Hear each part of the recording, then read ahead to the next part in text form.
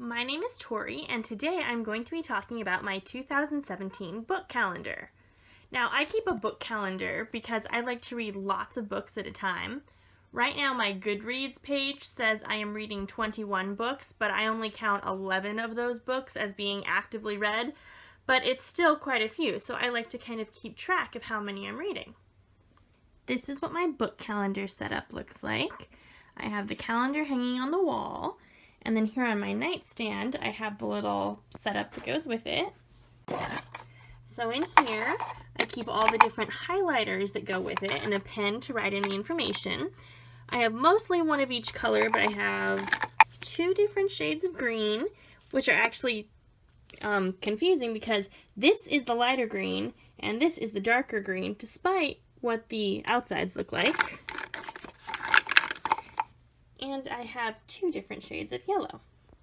So I keep all my pens in there, and then I can just mark the calendar whenever I need to.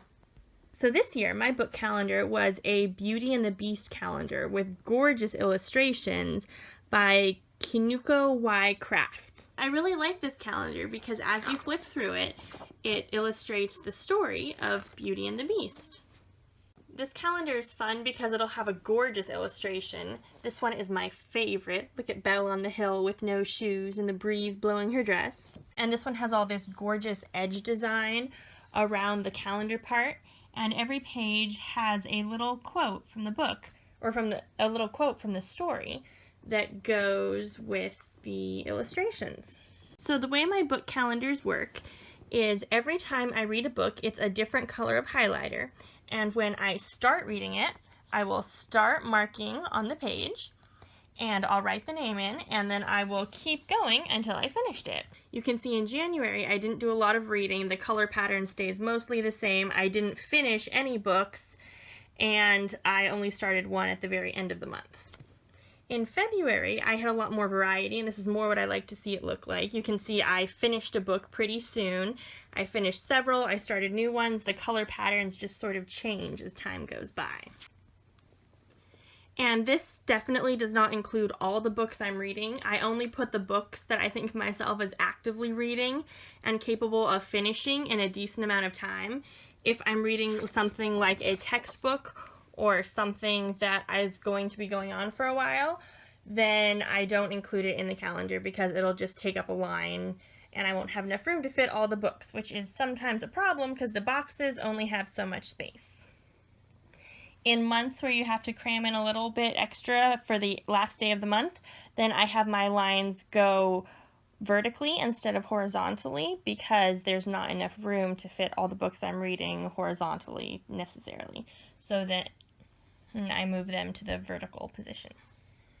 So you can kind of see, I like it when months look like this and the colors kind of change a bit. You can tell I've had sort of a stagnant month when the colors don't have a whole lot of variety. So here you can see in June I was moving and I was fairly busy and the colors stay in very similar patterns for quite a while, and I didn't do much reading until suddenly I did a whole bunch of reading. And sometimes I'll read a book very quickly and it'll just take up one day on the calendar. Sometimes it will be on the calendar for months and months on end. So you can see in a month where I've read a good bit, then all the titles of I list all the titles of the books at the beginning of every month so I know what I've read. So if the title appears right here, that doesn't mean I necessarily started reading it. Then it could be a carryover from the past month. But then I like seeing the different books I've started going on throughout the month. And some books will stay on the calendar for quite a while. You can see I started Farmer Boy in October, and I am still reading it, and we're into next year's book calendar. So some of these stay on the page for quite a while. You can see in December I read quite a bit because I was starting some young adult series, and they tend to move very quickly for me. I was also listening to a lot of audiobooks. So you can see this has quite a bit of variety to it. So that is how my book calendar works. I've been keeping book calendars for about a decade, and it's a really fun way for me to keep track of what books I'm reading and how long I spend on each book.